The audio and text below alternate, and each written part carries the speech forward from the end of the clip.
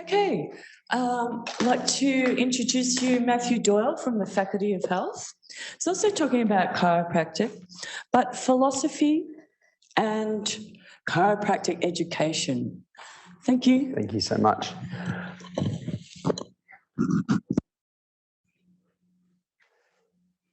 Thank you all for being here after lunch, hopefully caffeinated, or blood sugar levels have come up a little bit.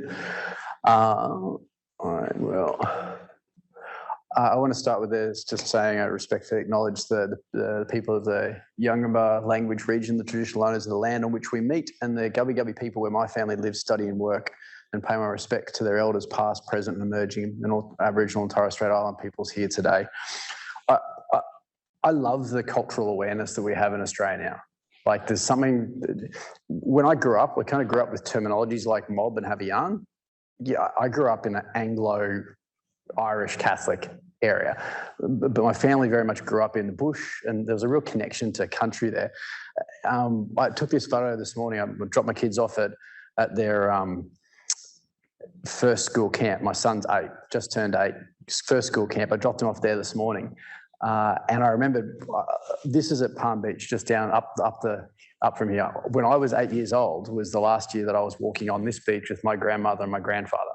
So this is a place, like, it's really interesting. There's some cultural connections, there's a connection to country, which I really love. And I think that's, that living history is a really important concept in the topics that I talk about around our profession in chiropractic, around health and healing.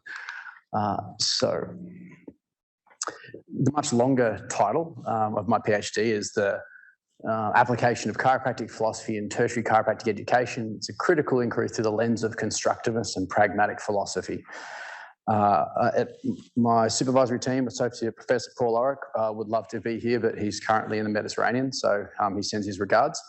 He might be listening, though it's early in the morning there.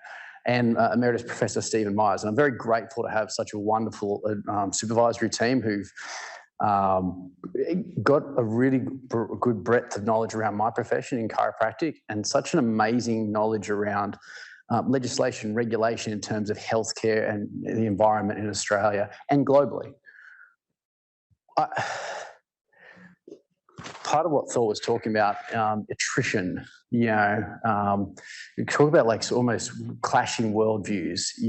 Just at the start, we're talking about acknowledging country and connection to land. Oftentimes when we step into the healthcare sphere, it can be we're fighting the disease, where there's a battle in that sort of clash there. And this is one of the things we look at in terms of, I think, concepts in education, where you're looking at constructivism versus positivism, where that's the only truth, or this is an iterative process of learning. And then I started thinking about other titles I could use instead of that really long one. So I kind of came up with other titles. I could call it a clash of worldviews. I don't know, there might be Game of Thrones fans, it might not be, it could fall flat. But then I thought there could be a gathering of clans, Or now in our profession, I think there will be a storm of Senzon. Our colleague Simon Senzon published his PhD just recently and found some fascinating things about our professional literature base. But I like to think that we should have tradition and triumph, perhaps, as the end stage of where this comes to. These are the things you do when you should be writing more deep didactic material. So we talk about chiropractic profession as a profession. It's been around 120 plus years, probably 100,000 practitioners around the globe on most continents, growing rapidly in some areas not legislated. In Australia, we've got 5,500. There's direct access in 81 countries, and there's about 50 educational institutions around the world. So the context for the study was really looking at there's concepts and principles that differentiate the philosophy of chiropractic from other health professions. It was founded on tone. Don McDonald published his PhD around tone in chiropractic a couple of years ago through Southern Cross. So we've got some deep knowledge about that in the institution.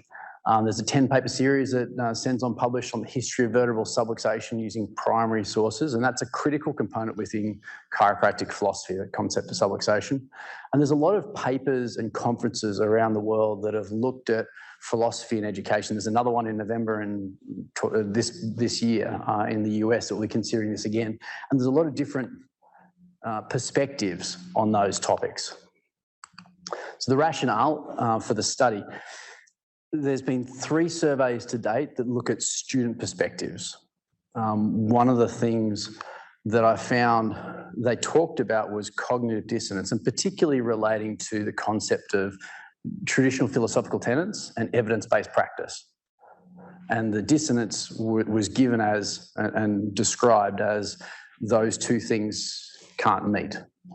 Now, I think when we look at a lot of health professions, that may not be an accurate reflection of clinical practice. You know, where we look at utilising a philosophical framework through an evidence-based model, as opposed to just practicing evidence-based medicine, whether it's the chiropractic adjustment for subluxation or spinal manipulative therapy for low back pain, or TCM for a presentation, or needling for a certain aspect of musculoskeletal conditions. Some of the gaps that were identified there, they didn't have as solid a longitudinal analysis from the early educational state to the end of their education to the early graduates. Really important concept that Thor's looking at in terms of what happens after you graduate. And there's papers talking about a schism or a divorce in the profession. You know, and again, these are sort of, you know, them's fighting words in some ways, like we talked about initially with my alternate titles. And there wasn't any data regarding the lived experience. This is what I think's missing in some of the literature around clinical practice, is the lived experience of the transition, the lived experience for the person involved in the interaction, whether it's the chiropractor with the person they're taking care of, the doctor and the patient, whether it's the educator and the learner. You know, so we're really looking at that lived experience through that process. So we're looking at how the profession's philosophy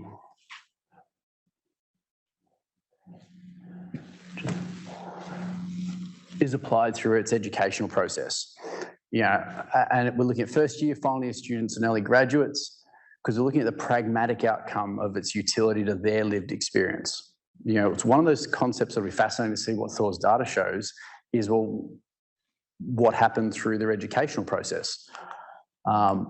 So the aim is to inform educational institutions and professional bodies on how the integration of philosophy in educational and curricular design impacts the transition from a novice learner to an early stage graduate.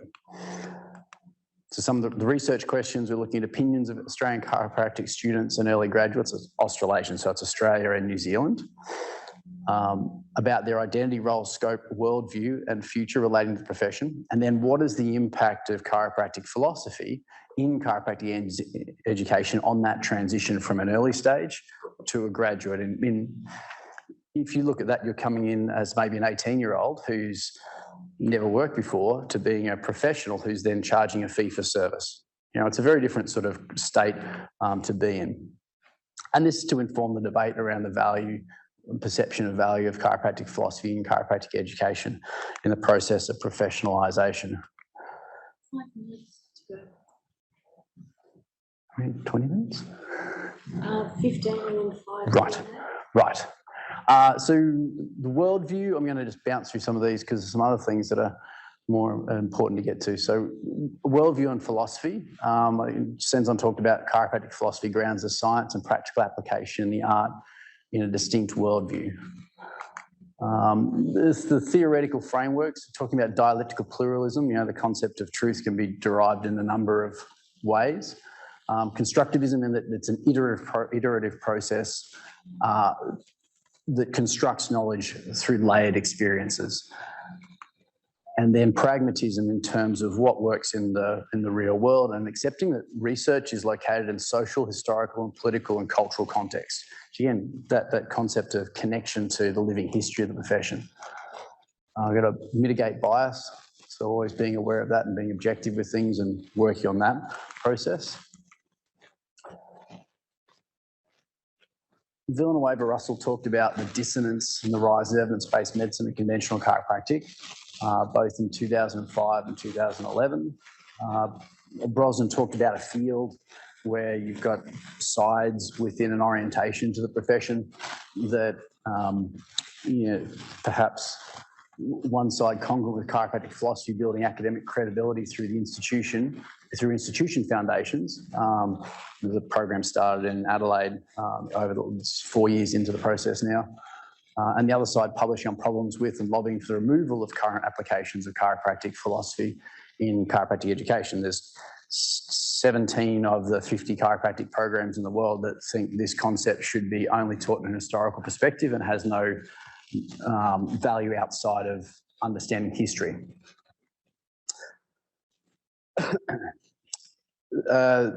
Innes, Cope, LeBouf and Walker talk about a perspective on chiropractic councils of education, accreditation standards and processes from the inside. They start to use languaging, and this is where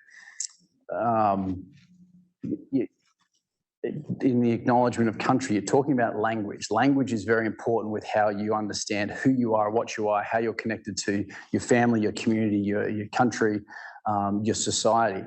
And they start to shift things where they talk about, well, vitalistic relating to unorthodox and orthodox as being scientific.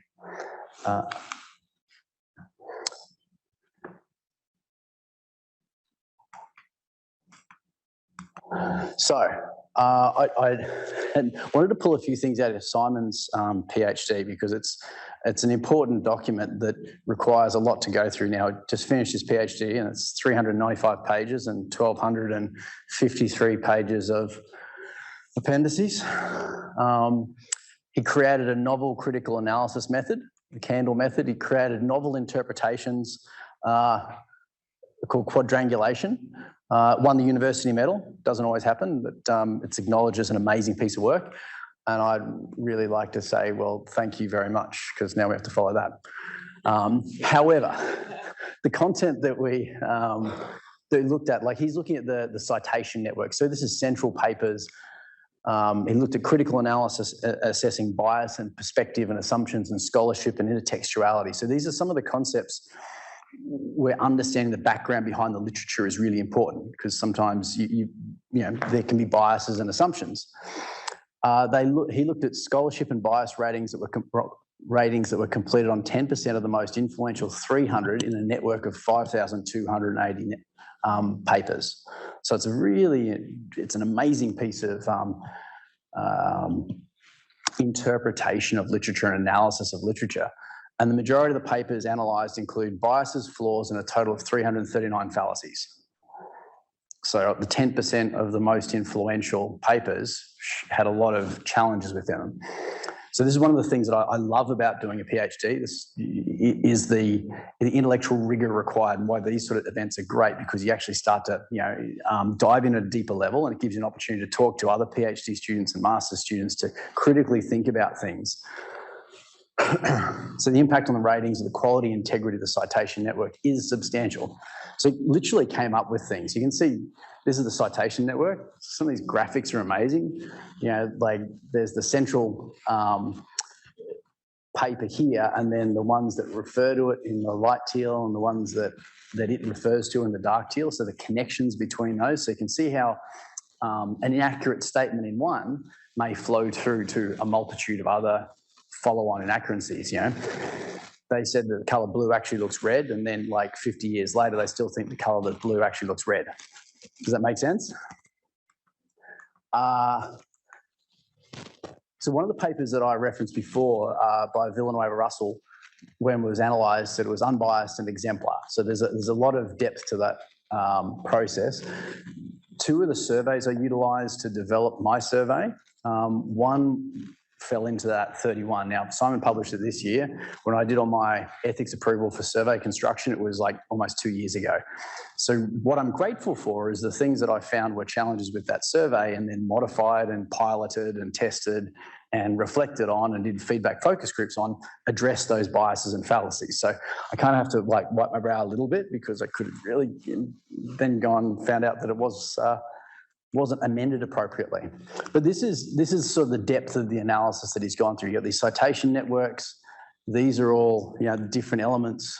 Yeah, so this paper was critically flawed and biased. So they had ratings of flawed, critically flawed, and fatally flawed.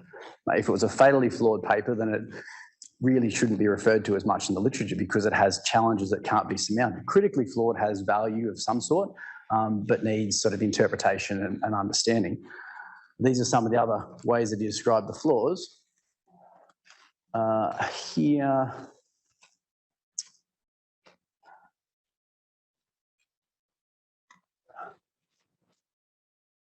just simple things like, how you write a sentence. When Thor was talking about getting feedback from reviewers, I've got 11 papers published so far. One of those took 2 years. One, because they didn't have the appropriate experts to interpret it effectively, but then it was also good feedback that then makes your paper better. Something like this here, when you're whacking a however in here, it kind of negates what's said before. So it starts to introduce bias in that structure. So there's all this real nitty gritty of understanding the words. And when you're writing for PhD level, it's a reflection for me on the necessity that every sentence, every word has to be thought about, and because it can be interpreted and should be utilized as something of value down the track. So that goes through the flaws there. A paper that I looked at from 10 years ago now looked at talking about the absence. These are medical PhD people writing about reason and value. So they're talking about in the absence of philosophy, the questioning of fundamental assumptions is abandoned and progress is affected. But just as significantly, progress within academia is thwarted if academic discourse is based on anything less than a thorough engagement with the problems of practice. So talking about connecting theory and practice. And applied philosophy is not an offshoot of the subject, but a much needed return to its roots. So the themes that emerge from this, they talk about an urgent renewal and a detailed examination idea of practical wisdom or phronesis, and a persistent focus in education and what's involved in promoting skills and dispositions required to practice well, and a focus on the social nature of reasoning and the environments to promote good justice. 1 minute. Perfect. Yeah. So the key points were to reduce bias, look at a longitudinal version. The study type I use is this convergent design. This is sort of where I'm at the moment. We're analysing quantitative data and the qualitative data. It's the reason for the quantitative design. So there's 6 chiropractic education institutions. You had first years, final years, and early graduates. I use graduates from 2019 onwards because they had a year and a bit of normal practice, and the last couple of years in COVID times have been, that'll be probably another paper looking at the differences in responses to those questions. And this is where we start to look at constructing knowledge of how these different groups thought about the different questions relating to their worldview, their future of the profession, which will give me an effective approach to integrating both quantitative and qualitative data. Did that. I got really good response with the pilot group. It was 41 out of 75 people responded. It's fantastic. And then the rest didn't. We used in vivo to do the transcription because they had a transcription service, which is super useful. So my overall response rate, we had 254 responses from 1759 possible, so 14.4 is reasonable. And then the interview respondents, I've done 25 interviews in those, and I've just about finished. Yeah. So this is some of the data sets there. I looked at the confidence of the power analysis, so what was sort of required. Margin of error is 10%, 13%, and 8% for the respondents here. So those are response rates for each of the individual groups, 15, 14, and 14. And then we got representation of most of the institutions as well. I really tried to get that there's a New Zealand program and 5 within Australasia. Here, there's currently 5 in Australia, but the newest one doesn't have final year students yet, so they can only get so many people.